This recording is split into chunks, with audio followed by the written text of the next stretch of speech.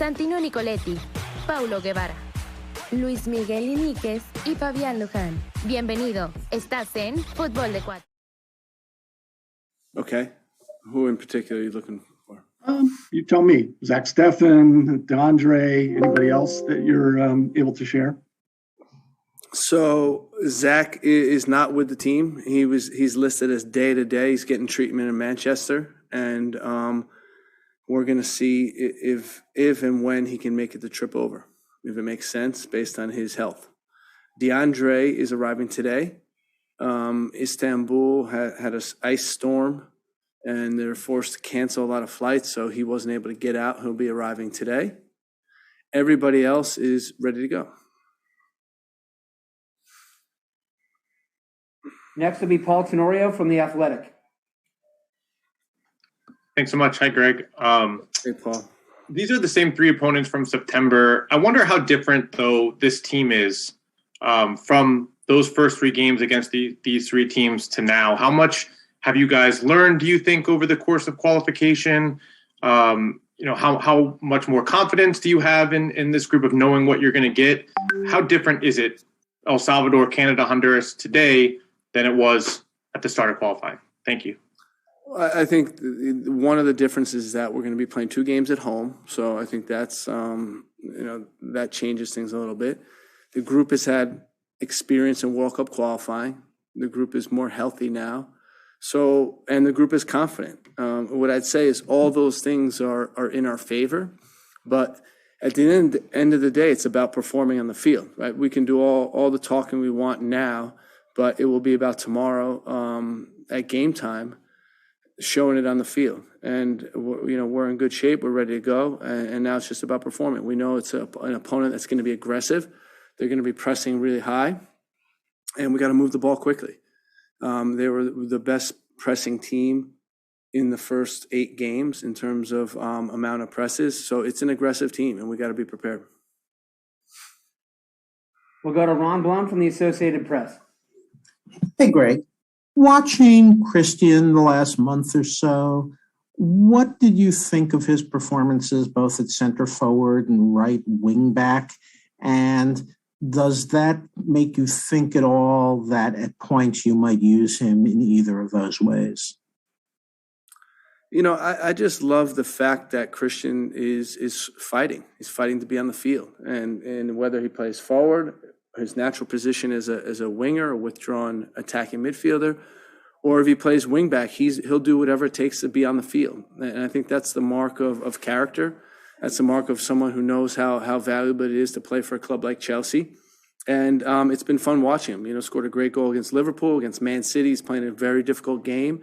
He's doing a good job. And so for us, it's been fun to watch him and his team. They obviously won the Champions League last year. We're battling for the title last year, this year as well. They're going to be playing the Club World Championships. Just really high level of club that he's at. We'll go to Doug McIntyre from Fox. Thanks, Michael. Hey, Greg. You've talked, I think, in the past about wanting to average 2 points a game throughout qualifying. Curious why that number. You might not need quite that high an average to qualify. And given that that's the goal, how many points from these 3 upcoming games would be acceptable to you? Thank you. So if I explicitly said 2 points per game, I don't exactly remember that. What I'd say is we have high aspirations for our team. We want to qualify for the World Cup. That's the most important thing. I'm not getting hung up on points per game. I'm getting hung up on qualifying for the World Cup. And, it would be nice to try to win the group, but there's a lot that needs to happen for that to take place. And we're focused, Doug, on El Salvador. That's really it. I haven't done, you might have got me back in September when I was a little bit more bold with my prediction. My prediction now is 1 game at a time. You know that. And for me, at the end of the 14 games, you want to be in the top 3 spots. That's the most important thing. And that's what we're focused on. Fair enough. Good try, though. Next will be Greg Hill from the Tennessean. Yeah, thanks, Michael. Hey, Greg. I had a question for you about Kellen Acosta. Why, in your eyes, has Kellen continually been able to insert himself in particularly thinking back to this cycle back in September against these teams? What technically and mentally allows him to continually put himself into the team? And then also just given the type of player he is with the experience he had, especially going back to the last World Cup cycle, are you able to use that to amplify your message in the locker room, particularly with this cycle and obviously in March as well? Well, Kellen's a competitor. First and foremost, we know we need guys on the field that want to compete to win games. We know it's highly competitive fixtures. Every single game, there's a lot on the line. And there's a small difference between winning and losing. So to have a guy on the field that you know is going to compete is valuable. We're very comfortable with Kellen. He's played in big games for us. He played in Nations League final, Gold Cup final, played in big qualifiers. So, you know, he's a guy that is a great team player and it's great to have on the team. You know, his effort, his work rate really, I think, inspires other players and his mentality. So whether Kellen is on the field tomorrow or not, we know that we can use him at any time. We can call on him at any time. Next will be Kyle Bonagura from ESPN FC. Hi, Greg. Just wondering, when you go into a 3-game window like this, how much of the rotation in terms of who's going to start game one is predetermined with an overall plan for the 3 games versus, you know, adjusting after the first game is played and kind of seeing where to go from there? Thank you. We're focused on winning the game tomorrow, and we're going to do whatever we can to win the game. After we do that, we'll focus on Canada and how we're going to win that game, how we're going to prepare for that game, and then after that, we'll focus on Honduras. We're not getting ahead of ourselves, and you know, we're not planning out a rotation right now. I'm sure the lineups will be different game to game, but our focus right now is on the game tomorrow. We'll go to Sam Stejskal from The Athletic. Thank you, Michael. Thanks, Greg, for taking the time. Hope you're doing well. I'm wondering about Tim Weah's fitness level. Obviously, he recently returned from injury. Is he able to, you know, fit enough to go from the start tomorrow? And then what's Matt Turner's kind of approach been like this week? I imagine it's similar to what it always is, but obviously he's in a slightly different position now with Zach not here. For Matt, it's similar to the first window, where he was the clear starter going in based on Zach's fitness. Same case in this window, and he's locked in and ready to go. You know, you hear some transfer rumors going around, and you think that would distract the player, and Matt's the opposite. He's able to tune that out and really focus on the task at hand of the game tomorrow. So I've been pleased with that, been pleased with his mindset. Shows how far he's come to get himself in this position. And then, you know, regarding everything else, Timmy Weah, I'm sure you've seen he started the last game with Lille and played 67 minutes. So they thought he was fit enough to start a game, and they're in a tough competition. And we're seeing the same thing. Timmy looks great. He's worked extremely hard getting back. With the return to play protocols, he wouldn't even be back available to be a substitute unless he was 100% ready to go. And then to stardom, it shows that they were comfortable with the loads that he's been achieving and his fitness, because they wouldn't risk re-injuring him. So Tim's at a great point, and we'll look forward to seeing what he can do this window for us. We'll go to Ivis Galarcep from SBI Soccer. Hey, Greg, I wanted to ask you 2 different topics here. First, Anthony Robinson, who's come a long way from 2019 when he didn't make the Gold Cup team. What's impressed you the most about his evolution, particularly this season? He's having a real breakout season at Fulham, and it's already coming together for him. What's impressed you the most? And the second one is about Tyler Adams, Christian Pulisic, and Weston McKennie together. You haven't had them together very often. How tough's that been for you to not be able to have them in the lineup together very often? And what's it going to mean for the team when you can finally get those 3 in the lineup together? Well, I think, you know, I really took advice from some of the... Oye, lo mismo le pasa cuando los plomeros, los abogados, los maestros terminan conformando una selección en quién sabe dónde del Caribe para que jueguen con México. Suspensions, club releases, whatever you have, it's going to be it's going to be complicated. So we've rolled with that mindset, and we just adapt. And whoever's in camp, whoever's fit, whoever's available, we go with them. We're confident in the group. We're confident in the depth of this group.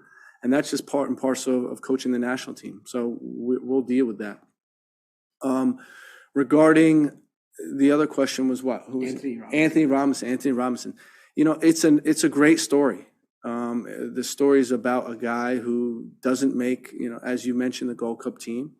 And I say all the time, just because you don't make one roster doesn't determine your status with the team indefinitely. Everything changes based on your form, based on what you're doing for your club, based on how you perform with us. And Anthony's a guy who clawed his way back into it and is the clear starter at left back. He's done a great job with his club. They're in great form. He's scoring goals. He's relentless attacking, and he's done a good job with us. He's had assists and goals and qualifiers and been rock steady back there. So with him, it's nice to have a guy that's in great form coming into this window, and we hope that he'll continue that this camp. We'll go to Miles Harris. Hey, Greg. Hope all is well with you today. My question's not specifically about a player, but you're quite familiar with Columbus and really the fan base that's really grown pretty well here. What does the fan base and really just the entire city mean for U.S. men's soccer? Wow, I don't even know where to start with that answer, because it means so much. There's the history of Columbus hosting the national team is deep. It's lengthy. We've had some great success here. When I think about the last World Cup qualifier that we played here against Costa Rica, on the way to the stadium in the bus, the streets were lined with fans, and you know, it felt like an intense atmosphere. It felt like a real soccer atmosphere, and that's what we know Columbus can bring. When people talk about venue selection and how do we choose these venues, everything's taken into consideration, but certainly one that's top priority is having a home fan base. And with Columbus, we're really comfortable with the fan base. We're really comfortable that it's going to be pro-American, it's going to be intense, and it's going to be loud. And it's a great place for us to play World Cup qualifiers. Columbus has hosted 11 World Cup qualifiers all time, the most of any city in the United States. Also the U.S., the 8 victories here, the most. Bueno, hoy es un viaje con la familia Mahomes, para que no pierdan detalle de todo lo que sucede ahí. Oye, thanks, por cierto, nuestro buen amigo Andrés Ornelas, que va a estar con nosotros el viernes. 4 balones autografiados por Pat Mahomes, ¿no? Que se dedica, tiene su tienda. ¿De memorabilia? Sí, de memorabilia. Y no sabes, de repente sí le va. The 3 games in the last window and the historical struggles of the U.S. at Mexico and Costa Rica, and having 2 home games in this cycle. And I wonder if that has come up this time around, even understanding, as you said, the 1 game at a time mantra, that there is a bigger picture here, and this window is pretty important to rack some points up. Yeah, you know, it's a really tough question, Jonathan, because the way I see it is all windows are tough, all windows are difficult, all windows are important. Any 3-game window, there's 9 points on the line, right? This window is no different. And every point is valuable. Every point you get gets you closer to eventually qualifying for the World Cup. So to us, there's no extra emphasis. We know that we want to compete to win every single game, and it starts with tomorrow. You know, I think it gets a little bit dangerous when you start overemphasizing one window versus other windows. We want to be able to compete and put a good team on the field every single game and every single window. Next will be Daniel Nora from Univision. Hi, Greg. I just want to ask you how risky is to face a team that apparently has nothing to lose. They mentioned that prior to the game. And I want to ask you, too, about Walker Zimmerman and his evolution process during these qualifiers. So the way I see it, every game is extremely difficult. When teams have nothing to lose, when they have, when they need to win, all these, whatever scenario you could imagine, it makes the game extremely difficult, and we're prepared for it. El Salvador is an example of a team that they're not out of it, right? 16 points is in the lead. There's 18 points left to play. So they can get themselves back into this. It could happen. They need to win their games. Regarding Walker, Walker is a player that, like Anthony Robinson, may not have been involved every step of the way. There might have been some disappointments along the way, but all he did is keep playing and keep performing. And when he got his opportunity, he took advantage of that. And that's what you want as national team coach. Because it's a selection, you want guys that when you pick them are going to perform and do their very best. Walker's been great, not only on the field, but off the field. He's a leader. He's a pillar in this group, and it's been great working with him. Next will be Grant Wall. Hey, Greg. I'm just getting off the plane and joining this now. So you've already been asked this. We can move forward. But I wanted to ask about set pieces. U.S. has always had a big advantage against teams with the way you handle set pieces at the attacking end and the defensive end. And yet during qualifying, it hasn't worked as well for you, I would say, at either end. Is that a concern for you? And are you addressing that? How are you addressing it?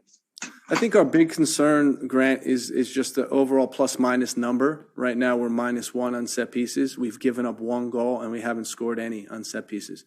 So that is a concern. We want to be in the green. We want to be positive in that. We think we have a strong team in the air. We think we have a strong team on our offensive set pieces. And we've proven that. When you think about Gold Cup and Nations League combined in the 2 finals, we scored 4 set-piece goals. So we know we have it in us, and we just need to execute a little bit better on the offensive end. Defensively, I think we've been fine. We've been solid. We haven't given up much. Thank you very much, Greg. We will be right back with Christian Pulisic.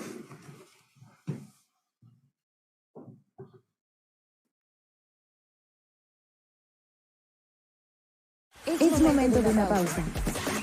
Estás en Fútbol de Cuates. Es momento de una pausa. Estás en Fútbol de Cuates. Es momento de una pausa. Estás en Fútbol de Cuates. Es momento de una pausa. Estás en Fútbol de Cuates. Es momento de una pausa. Estás en Fútbol de Cuates. Es momento de una pausa. Estás en Fútbol de Cuates. Es momento de una pausa.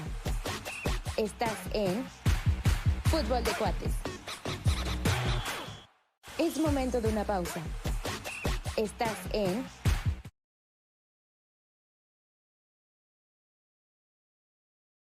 Start with Ryan Talmadge from goal.com.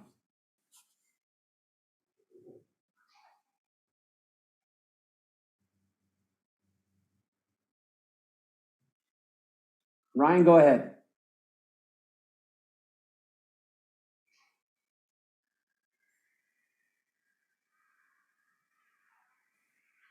Okay, we will come back to Ryan and start with Doug McIntyre. Thanks, Michael. Thanks, Christian. It's the first time I think that you, Tyler Adams, Serginho, Weston, and Yunus Musa are all in for the same qualifying window. How much is that going to help you guys over the 3 games? Thank you. I mean, I think the stronger, your squad is, and the more players that are healthy and able to play, it obviously just makes our team stronger. And we have a lot of good talent, and a lot of great players. So it's good to have all these guys in camp, and it should help us a lot. Next will be Michael DeCourcy from Sporting News. Christian, before you guys started really working out, Greg expressed a lot of confidence that the cold would not be an issue. You guys have been practicing in it now for 3-4 days. Can you sort of describe, are you guys able to play soccer the best way you guys can? The crispness, the flow, the beauty of the game when you guys are at your best, is it still there in these conditions? Yeah, of course. I mean, I'm sure it's going to be a nice field that we're playing on, and the weather was actually kind of nice today. Sun was out. It's cold, but we're going to be ready for it, and we'll be able to play. Next will be Ron Blum from the Associated Press. Hey, Christian. The way you've been used the last 4-6 weeks, playing both center forward, right wing back, what are the challenges for you of shifting to those positions, and what have you learned about those positions going through it the last while? Yeah, I mean, it's tough. I mean, I haven't always been playing in the positions I want to play in.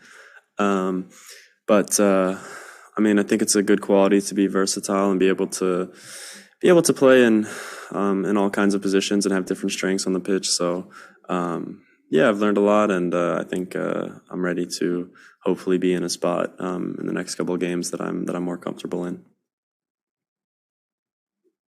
We'll go to Miles Harris. Christian, I'm not sure if you noticed it. It's obviously pretty cold in Columbus. How does that make it a challenge as far as you guys getting ready to kind of before kickoff tomorrow? Same as before. It's cold, but it's not going to affect us too much. We've all played in cold weather, and we'll be well prepared for the game. Next will be Sam Stejskal. Thanks, Michael. Thank you, Christian. Ron sort of got at this. You know, at Chelsea, you've been playing in a few different positions. I'm just curious how you feel about your current role at the club, and how are you approaching your future there?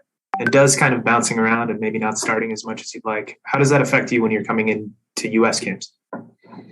I mean, it doesn't affect me too much coming into U.S. camps. I'm ready when I come in here and to do whatever I can to help this team. So I'm not thinking about that.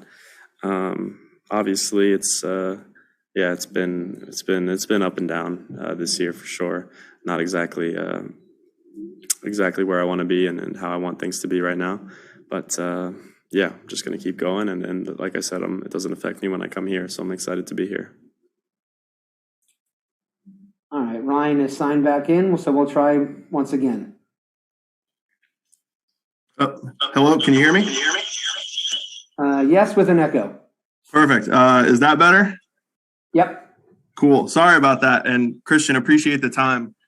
I just wanted to ask, every time you come to camp, every time you talk to media, every time you talk to Chelsea, it's about, how things are with you and what's changing, whether you're playing well, whether you're playing bad. And that's sort of a different sort of spotlight and a different sort of question that you always have to ask. You're under a spotlight in 2 different countries and always dealing with these sort of questions. So that's a person.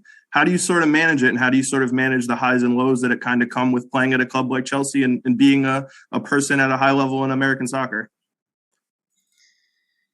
Yeah, I think that's a good question. I would say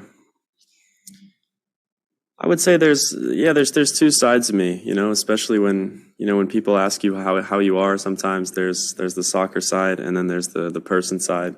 So the person side is even more important for me, and I'm doing all right in that sense. But yeah, it's a lot sometimes. It's always when I come to the national team, it's how are things at Chelsea? What's this? What's that? And yeah, things are. It's tough. It's definitely played a lot on me, and mentally it's been difficult at times. But I'm always very excited to come back with the national team and sort of step away and get to enjoy playing with these guys and get to just enjoying football in general. We'll go to Paul Tenorio. Thanks so much, and thanks, Christian. At the start of this qualifying cycle, you were one of the most experienced players in this team when it came to World Cup qualifiers. Now, most of the group has had experience playing through several windows. I wonder how much you think that's helped guys like even Tyler and Weston going through these games and these qualifiers, and how different maybe this team is in this window to playing the same 3 opponents that you guys faced in the first window than maybe you were at the start of this qualifying journey. Thank you. I think it's been a good qualifying process so far. I think the guys have definitely learned a lot and seen right from the start that, especially going away in CONCACAF, none of these games are easy. And where I think we've definitely been up for the challenge. And I think we've really stepped up. And yeah, I think we've gotten better and better. And I'm excited. I'm excited to see what we can accomplish this camp. And I'm really happy with the way that the team looks. We're taking it really just one game at a time. And I feel like the focus is really there for the team right now. Next will be Drake Hills. Yeah, Christian, thanks for the time. Similar to Paul's question, I wanted to talk with you about just Paul Arriola as well as Kellen and Giassi and yourself from that group. when you take a look at, not only just when the qualifiers started, but now where you're at final two windows, is there an aura or a mental approach to how you guys have carried yourselves? Just for example, maybe looking at Kellen, is there something that maybe the rest of the team is able to latch onto, especially as you guys come later down the barrel as the games are kind of ending and qualifying is concluding? I think the mentality of the team has been really good. We've taken it. I think we've taken it one game at a time, which is the most important thing, and just focusing on that next task. And some of the names that you mentioned, they really drive our team. I think there's a lot of qualities that they bring to the game. Kellen, like you mentioned, he's just the way he battles, the way he helps us, to get through this qualifying process, and also just. I don't know. Just as a mentality, I feel like the team has really stepped up, and I like the focus that I'm seeing right now. We'll go to Daniel Nora. Hi, Christian. Hope you're doing fine. I just want to ask you, in the past, you kind of struggled in a couple of games to break teams that were very near their goal. What does it take from you guys to break solid defensive systems? I mean, it's gonna take just being relentless, constantly asking questions of their defense, and just constantly going at them and putting a lot of pressure on them.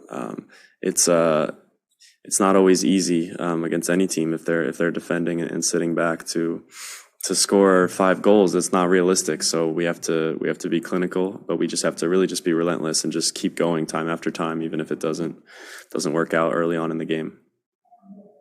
We'll go to Ivis Galarcep. Christian, it's very well known how close you, Weston, and Tyler are in terms of your friendship going way back, but you guys haven't had as many chances to get on the field together and be in the starting lineup together. How much are you looking forward to that? And how tough has that been, just kind of, not having that opportunity to play together and start together? Yeah, obviously I've known these guys for a long time, so we're very excited to be in camp together. Anytime that we can be on the field together is, it's an exciting thing. I think we all enjoy it a lot. So I think people can look forward to it. Obviously, just having a full, healthy team and as many guys available as possible is only going to help us in this process. Next will be Joe Prince Wright. Hi, Christian. I just wondered, with what happened last time in qualifying and heading into the second to last window, is there more urgency this time about getting points on the board and getting really off on the front foot and not leaving it to the last window with games away at Mexico and Costa Rica, tough games to come up? Has that been talked about amongst the team this week?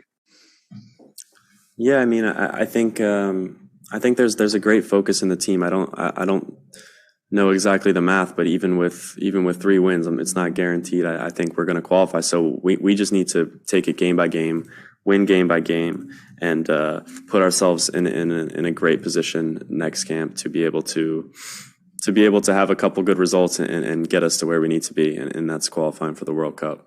So we'll take a couple more questions for Christian. Next will be Jonathan Tannenwald. Thanks, Michael. And Christian, thank you for the time very much. It plays a little bit off what Joe just asked, in that as unusual as this qualifying cycle has been in terms of the time of year, how compressed it's been, all of a sudden there's not that many games left in some ways. And I wonder if that, and knowing it's almost over and knowing how close you guys are and would be with, as you said, some good results in this window, whether that's come up and say, hey, let's really put a foot down here because we can. I think like I said before, we're in a good position, and by the end of this window, we can be in a great position. And that's our focus. But like I said, we're taking it game by game right now. It's just about getting 3 points tomorrow. That's our focus. Winning that game, and then the next one will be going to Canada and getting a great result there. So right now, it's just getting ourselves prepared for that last window. It's not looking, can we qualify as soon as possible? Can we do this? It's just getting ourselves in the right spot. Last question comes from Nico Contour. Hey, Christian. Hope you're doing well. This is kind of a unique window because we're in the middle of a transfer window as well. So this camp is kind of strange because even your teammates right now are, there's rumors. You guys check social media. We check social media. Maybe next thing you know, Fabrizio Romano is saying, here we go on one of you guys in camp. What's that like with the guys? I know it's not a distraction because you guys are the utmost professionals, but within the team, and maybe some guy might be on the move, might be coming to your club or elsewhere. How do you guys treat that within the camp, within the group? I mean, it's part of what we do. It is kind of a crazy thing. I personally, and I know a lot of guys, we don't check social media nearly as much as you do. So about all the rumors and all that stuff, I'm not too sure, but it really doesn't affect us much. Obviously we're all good friends and we talk about things. So, but it's not anything that's going to affect our game. And that's just the way it is. Tomorrow night, it's USA El Salvador, presented by Volkswagen, 7 p.m. Eastern Time, live on ESPN2, Unimas, and TUDN. Thanks for joining, and have a good afternoon.